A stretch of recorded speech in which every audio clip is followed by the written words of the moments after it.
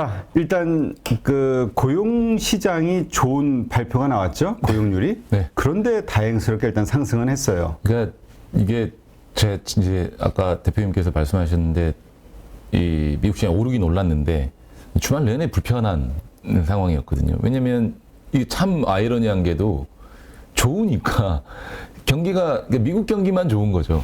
좋아도 사람들이 불안해한다는 거죠. 왜냐하면 좋으면 금리 인상을 더 빡세게 할 거니까 더 힘들게 다른 우리 시장도 마찬가지고 다른 나라 시장을 더 힘들게 할 테니 사실은 이제 고용 지표는 괜찮게 나왔어요. 뭐 실업률이 조금 예상보다 좀 높게 나오기는 했지만 그게 그렇게 또 큰 차이는 아니거든요. 그래서 그런 부분들로 인해서 미국의 금리 인상의 당위성을 인정을 해주는 꼴이 되거든요. 그러면 연준 입장에서는 속도 조절이라는 우리가 이 론이라는 거를 기대를 하고 있는데 그 부분에 대한 기대를 싹 없애버리다 보니까 아 이거 12월에도 이거 자칫 잘못하면 0.75 하는 거 아니야? 이런 생각까지 들게 만들어버리는 상황이 됐거든요. 더군다나 어제 이제 중국이 지난 금요일이죠. 중국이 제로 코로나 관련한 이 정책들이 좀 나올 수 있을 거, 그러니까 제로 코로나 관련을 좀 탈피하는 부분들이 코로나 관련 정책들이 좀 완화될 수 있다라는 내용들이 나오면서 이제 유가까지 사실은 90불 넘게 튀어버렸단 말이에요. 그러면 가장 이 우리가 크게 생각하는 물가에서 가장 큰 비중을 차지하는 에너지 비중이 다시 고개를 들기 시작을 해버리니까 이거 12월은 그렇다 치더라도 1월, 2월, 3월까지 1분기까지 이게 금리 인상이 5% 넘어서까지 지속이 돼야 된다고 하면 실제로는 시장의 연말 랠리도 기대하기가 어려운 상황이거든요. 그러면 당장에 지금 시장이 반등이 나오는 거는 아 이거 금리 인상 속도 조절이라든지 10월 CPI가 11월에 나오는 게 우리가 생각보다 좀 좋게 나와서 미국이 연준이 금리 인상 속도를 좀 조절한 게 이런 생각을 들게 하는 게 아니라 단순하게 그냥 중간선거 결과에 따라서 뭐 사실 중간선거 같은 경우는 결과에 따라서 움직인다기보다는 중간선거가 끝나면 시장이 반등하는 경우가 항상 있었거든요. 일정 부분. 그러니까 그거에 대한 그냥 일시적인 영향이 아닌가라는 생각도 해버린 거거든요. 그러니까 이렇게 되면 단기적인 반등으로 끝나버리는 거지 기대했던 연말 랠리는 이런 계속해서 좋은 상황들이 이어져 버린다고 하면 기대했던 연말 랠리는 조금 어려울 수도 있지 않겠느냐라는 생각이 주말 내내 들었었거든요. 그래서 그 부분을 좀 다시 한번 저희가 고민을 해봐야 될 게 아닌가라는 생각을 좀 해봅니다. 네.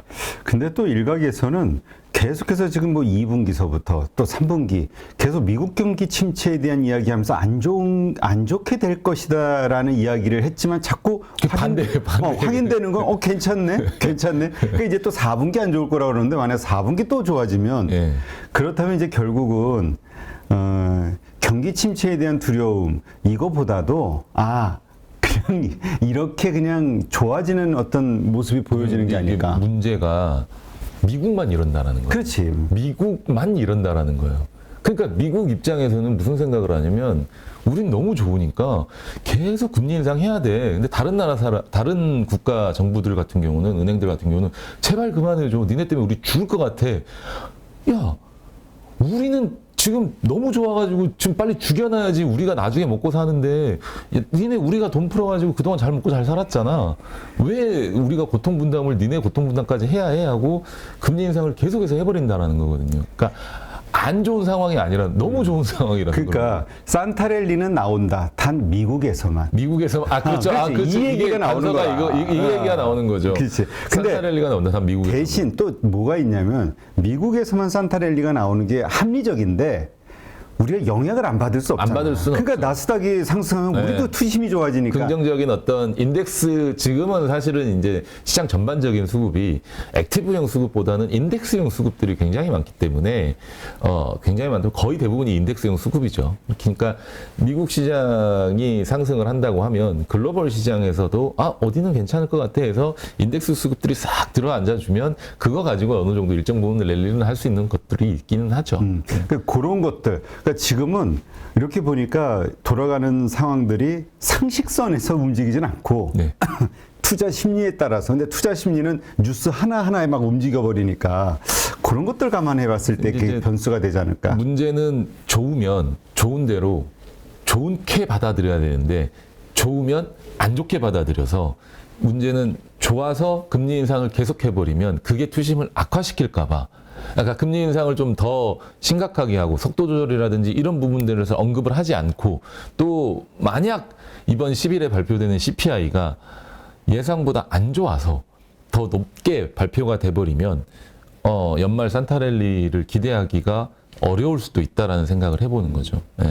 지금 또 뭐가 있죠? 그 미국 시장에서 이러한 현상들 때문에 근데 이제 또 요즘 우리가 확인되는 거는 어떤 그 이제까지 악재로 느껴졌던 것들에 대한 좋은 뉴스 하나만 나와도 확 튀어버리잖아요. 네, 맞아요. 그러니까 이게 갑자기 어떻게 상황이 좋아지는 악재 하나가 해소되면 또 확 달라질 수 있다는 분위기? 그런 생각도 하고 있습니다. 근데 그게 우크라이나 러시아 전쟁 이슈일 수도 있고 또 앞서 이제 나왔던 그러니까 지금은 사실 소비 성장 시장이잖아요. 그러면 중국의 역할이 어찌 보면 굉장히 좀 중요할 수 있습니다. 왜냐하면 중국은 내수 경기로만으로도 충분히 먹고 사는 국가고 또 그로 인해서 중국의 어떤 소비 이 성장이라든지 이런 부분들이 글로벌리하게 영향을 미칠 수 있고 특히나 우리나라 같은 경우는 중국의 소비가 있고 없고의 차이가 업종별로 큰 차이의 수익률을 보인단 말이에요. 특히나 뭐 화장품, 여행,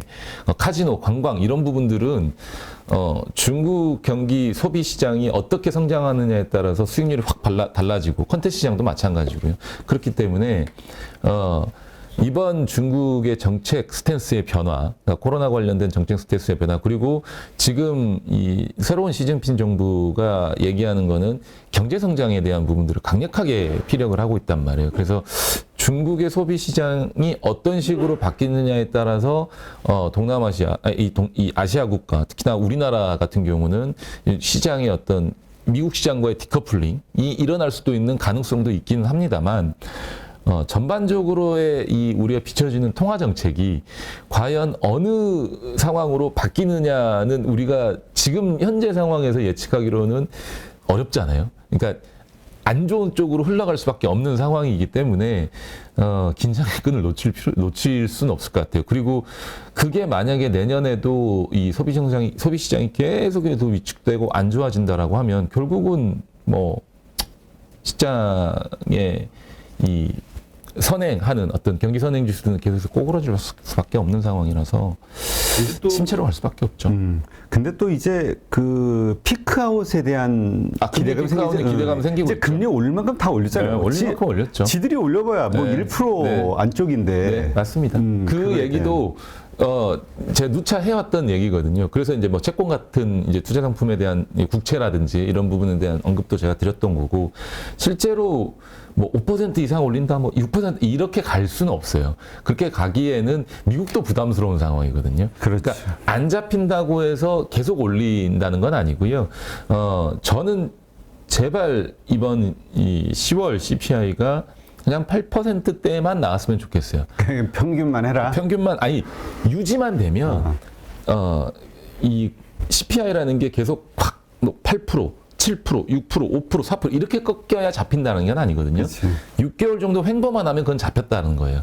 그러니까 그런 상황만 보여주면 연준은 추가적으로 금리 인상을 빠르게 올리려고 하진 않을 거예요. 그게 잡혔다라는 신호기 때문에 다만 지금 나오는 기사들이 안 잡힐 수도 있을 것 같다라고 지금 보여주는 거거든요. 그러니까 시간당 임금 상승률이 계속 올라가면 물가는 잡힐 수가 없어요. 돈을 계속 버니까 돈을 계속 쓰게 되니 물가는 계속해서 올라갈 수밖에 없거든요. 생필품이라든지 이런 부분들의 가격들은. 그래서 그런 거에 대한 우려감인 거죠. 저도 공포를 심어주고 싶은 건 아닙니다. 연말에 랠리에 대한 기대는 여전히 하고 있지만 이러한 어떤 징검다리들이 있으니 이걸 좀 건너가야 될 게 너무 많은 거거든요.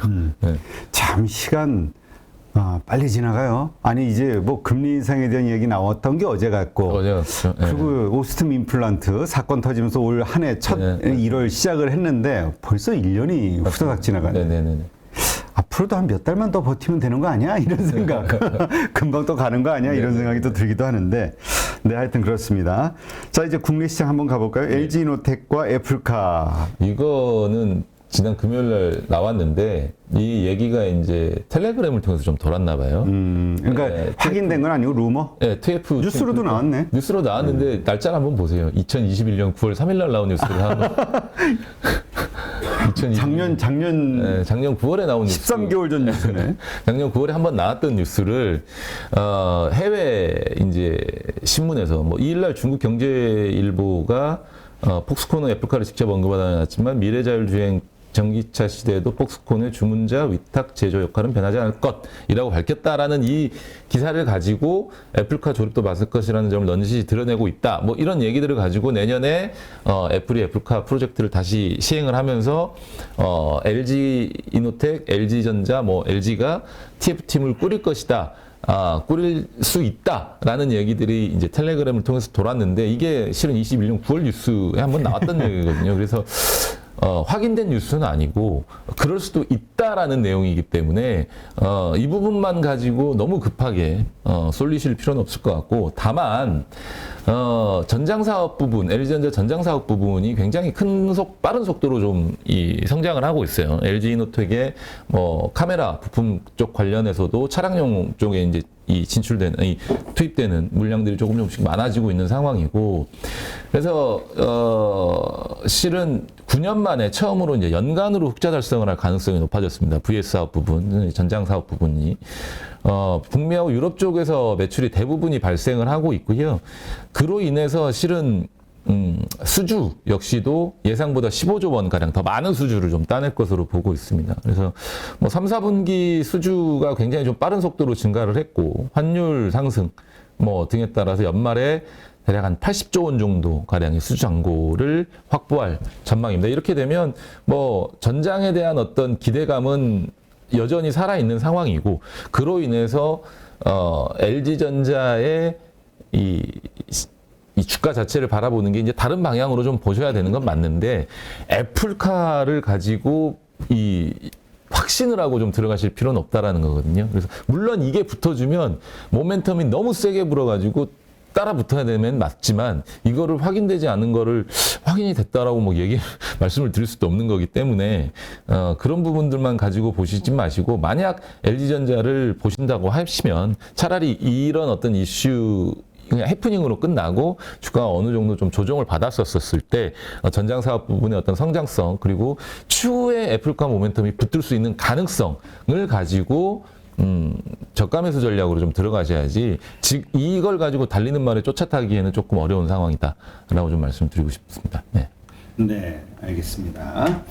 자, 그다음에 이제 중국 제로 코로나 정책. 이게 참 말이 많았어요. 이게 또 호재로 나오기도 했는데 어쨌든 주말에 일단 아닌 걸로 또 얘기가 됐죠. 맞습니다. 홍콩 증시가 한때 9%까지 올라갔어요. 장중에. 뭐 종가는 5.9% 한 6% 나 그 정도로 생각했었는데 장중에 9%대까지 급등을 했었습니다. 물론 이제 이게 된다 안 된다 이거는 좀 루머하고는 좀 다른 상황이긴 하지만 된다 안 된다 해서 정부 정책 같은 경우는 이런 뉴스가 그냥 흘러나오지는 않거든요. 그냥 기대감만 가지고 시장이 9% 넘게 급등을 하진 않아요. 물론 홍콩 증시도 어느 정도 바닥인 상황에서 그런 어떤 기술적 반등이 충분히 나올 수 있는 상황이었긴 합니다. 다른 나라 증시들보다 너무 많이 코로나 이전의 수준보다 더 많이 빠져 있는 상황이었었기 때문에 충분히 9% 넘게 급등할 수 있는 상황이었긴 하지만 정책이라든지 어떤 이런 변화의 스탠스가 느껴지지 않는다고 했다면 이러한 큰 수급들이 들어와서 시장을 좀 끌어올리진 않았을 거예요. 그래서 저는 반등의 어떤 트리거가 리오프닝 기대감 그리고 뭐 독일 총리의 방중, 뭐 여러 가지 부분들이 있기 때문에 그런 부분으로 좀 포커스를 맞춰야 되는 분명합니다. 그러니까 리오프닝에 대한 기대감이 계속해서 살아있는 상황이거든요. 정부가 어떤 식으로 정책 스탠스를 변할지는 아직 확인된 부분이 아니지만 그 기대감은 계속해서 살아있기 때문에 분명 시장의 변화를 만들 수는 있습니다. 그래서 저는 개인적으로 확인이 좀 필요한 상황이긴 하지만 변화가 시작된다라는 그런 어떤 그러니까 정책의 변화 스탠스가 확 바뀌진 않았지만 그게 이제 시작될 가능성이 분명히 높다라는 거를 시장이 보여줬잖아요. 그러면 이제는 우리도 우리 시장에서 화장품이라든지 그다음에 관광이라든지 카지노라든지 항공이라든지 관련 종목주들이 너무 많이 빠졌어요. 그러니까 우리는 중국 시장과 연계되는 것들이 많잖아요. 특히나 소비 시장 같은 경우는 크게 연관이 많이 돼 있습니다. 중국 쪽에서 어느 정도만큼 써줘야지, 소비를 해줘야지. 그리고 중국과 한국의 관계가 뭐 나아질 수는 없겠지만 그렇다 하더라도 와서 쓰는 사람들은 쓴단 말이에요. 그래서 그런 것들을 좀 기대할 수 있는 부분이라서 추가적으로 우리도 이제는 관련 시장을 한 번쯤은 다시 봐줘야 될 시기가 아닌가라는 생각을 좀 해봅니다. 그러니까 이거를 이 메인으로 좀 본다기보다는 이제는 좀 공부를 해놓고 이런 상황이 변화했을 때는 한번 상황이 정말로 이제 긍정적인 상황으로 확 변화가 됐었을 때는 충분히 들어갈 수 있는 준비를 좀 해놓으셔야 된다는 거죠. 그러니까 아까 우리 얘기했듯이 이런 것만 봐도 진짜 뭔가 상황이 쫙 바뀌면은 어쨌든 일시적으로는 급등이 나올 것 같은 주가가 느낌. 너무 바닥이니까. 네, 주가가 너무 그런 바닥이니까. 느낌이 자꾸 들어요. 네네.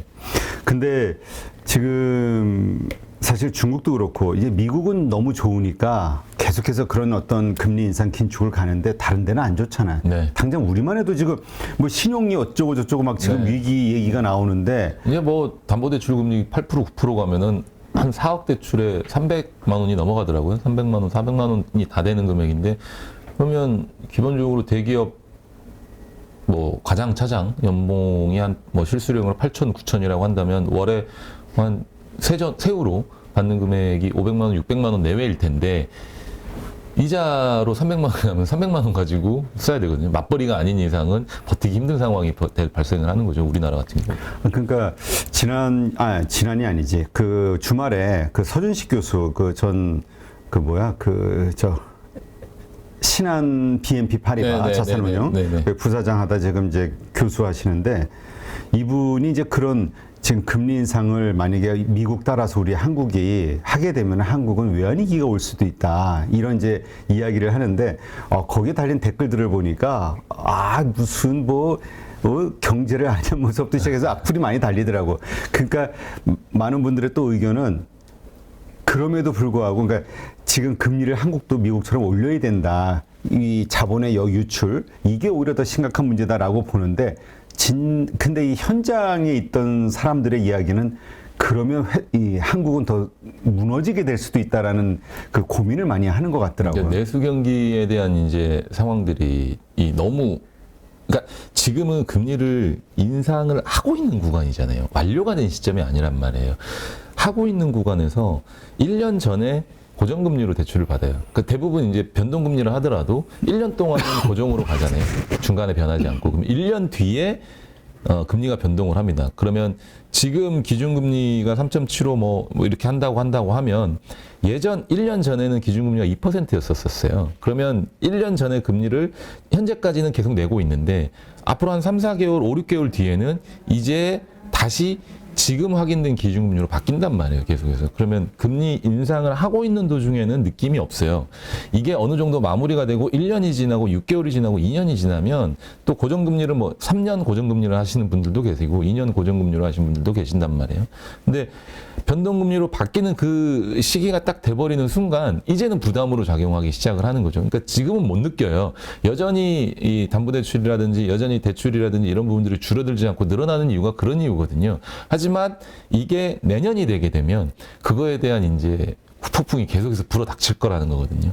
지금은 체감하지 못합니다. 신용금리도 마찬가지고 대출금리도 마찬가지고 다 그렇거든요. 근데 이게 내년이 되면 폭풍이 불어닥치기 때문에 침체에 대한 어떤 제가 내년 경기 침체에 대한 얘기를 말씀을 계속해서 드리는 이유가 그런 부분들 때문에 좀 드리는 거라서 올해까지는 느낌이 없어요. 느껴지지도 않고 그 유동성이 계속 살아 있습니다. 하지만 내년에는 이런 부분들이 계속해서 이제 불거져 나오기 시작하면 그런 유동성이 어떤 식으로 말라갈지 그거는 조금 저도 시장 상황을 좀 보아야 될 것 같거든요. 근데 미리 좀 대비를 할 수도 있다라는 거죠. 하지만 저점은 저는 2100 예전 저점 2195, 2170 요 사이를 깨지는 않을 것 같아요. 깨지는 않을 것 같고 그 스탠스에서 이제 횡보하는 그런 시장이 좀 될 수 있는 가능성이 높을 것 같습니다. 네, 알겠습니다. 하여튼 미국의 그 금리 정책 그 다음에 다른 나라들, 뭐 유럽도 그렇고 각자 자기들의 상황에 맞는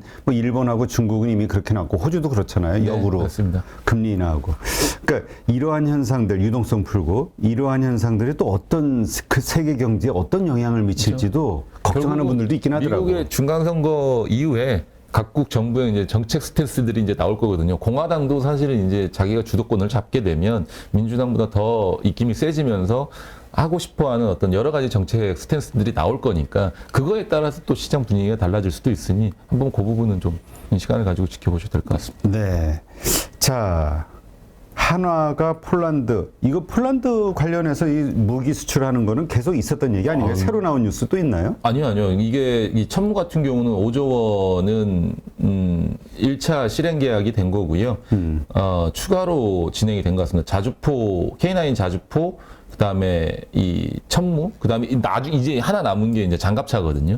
얘기가 나왔긴 했지만 실제 수주로 연결된 거는 된 뉴스가 나온 거는 이번 이 천무는 처음 나온 거고, 그다음에 장갑차도 얘기는 계속 나오고 있는데 조만간 또 체결이 되면 주가 반등에 또 시발점이 될 수 있거든요. 주가가 하나 에어로스페이스 같은 전체차. 보면 전체차 하나 에어로스페이스 하면 잠깐 볼게요. 방산주도 조정을 좀 받았죠, 이번에? 많이 받았죠. 많이 받았다가 지금 다시 모멘텀이 살아나 버리는 거거든요. 그리고 이제 이 천무 같은 경우는 합병 이후에 또 체결이 된 거라서 한에어로스페이스 합병 이후에 체결이 된 거라서 이게 이제 V자로 반등이 나와 버리니까 추세를 받으면은 이 전고점을 넘어가는 이 추세, 이 힘이 나올 수도 있거든요. 지금은 사실은 시장이 이런 식으로 단기적으로 뭔가 추세를 만드는 종목이 있으면 따라 붙어야 된다라는 생각이거든요, 저는요. 이게 고점이라고 말씀드리는 게 아니라 만약에 전체적으로 시장이 막 출렁거리는 상황에서 이런 말씀을 드린다면 야, 저거 또 고점에 주식도 넘긴다 이런 말씀을 드릴 수 있겠지만 지금은 종목이 이렇게 추세를 가지고 있는 종목들이 많지가 않아요. 몇 개 되지 않습니다. 시장에 뭐 3,000개, 4,000개가 넘는 종목 중에 이런 모양을 만드는 종목들이 많지가 않아요. 그러면 수급이 이쪽으로 들어가고 있다라는 거거든요. 얼마 많지 않은 수급이 한쪽으로 다 쏠려서 들어가고 있다라는 거고 쉽게 안 나오고 여기서 수익을 낼 수 있을 만큼 내려고 하는 상황이기 때문에 이제는 장갑차 수주까지 만약 연말 넘어가기 전에 수주가 또 나온다라고 하면 전고점도 넘어갈 수 있는 상황이라서 하나 에어로스페이스 같은 경우는 조금은 그러니까 무기주, 방산주에 대한 아니면은 한화에 하나 에어로스페이스만 일단은 집중적으로 보셔야 돼요. 그다음에 수주가 다른 나라에서 나온 게 아니라 폴란드 쪽에만 거의 집중이 되고 있거든요. 뭐 우리 갑자기 폴란드하고 너무 가까워지는 것 같아요. 물 들어올 때 이게 노젓는다고 아예 그냥 다 거기서 그냥 다 끝내버리려고 하는 아도를 끝내버리려고 하는 것 같은. 그 나라가 이렇게 모두 이렇게 돈을 좀 지불할 능력은 있어요. 원전 관련해가지고 하도 말들이 원전도 많아가지고. 그렇고 이게 지금 이 무기도 그렇고 아직 저도 그 걱정은 좀 들긴 해요. 폴란드가 그렇게 돈이 많은 것 같지는 않던데. 자원이 많은 것도 아니고. 그렇죠. 하여튼 그런 상황들이니까. 알겠습니다. 동유럽 국가에서 좀 뭔가 많은 수주가 이어지는 것 같아요. 네. 자, 국제유가 사실 그 아까도 얘기했지만 제로 코로나에 대한 이야기 때문에 WTI가 한 5% 금요일 날 급등을 했어요. 네, 앞서 제가 언급을 계속 드렸었죠. 근데 이제 아니라고 했으니까 이거 오늘도 떨어지겠죠? 오늘도 뭐 어느 정도 바로 빠지겠죠. 중국 쪽에 대한 이슈가 어느 정도 없었으니까 오늘도 바로 빠질 것 같은데 계속 말씀드리지만 이 정책의 스탠스가 아니라고 얘기를 했지만 어떤 식으로 변화될지는 모르는 상황이에요. 그래서 그 부분들을 가지고 너무 아니다라고 생각하실 필요는 없을 것 같아요. 예, 그래서 국제유가의 어떤 이 추이는 계속해서 살펴보시고 이거 올라가면 안 좋습니다. 지금은 계속해서 국제유가는 80불, 70불 아래로 떨어져 줘야지 우리한테 좋은 상황이거든요. 80불, 90불대에 유지되는 건 안 좋은 상황이기 때문에 항상 뭐 국제유가에 대한 관심을 계속해서 가져보실 필요는 있을 것 같아요. 예, 알겠습니다. 누구나 1시간 안에 200개 종목에서 좋은 종목을 고를 수 있는 그런 능력을 배양할 수 있도록 제가 도와드리려고 그렇게 하고 있습니다.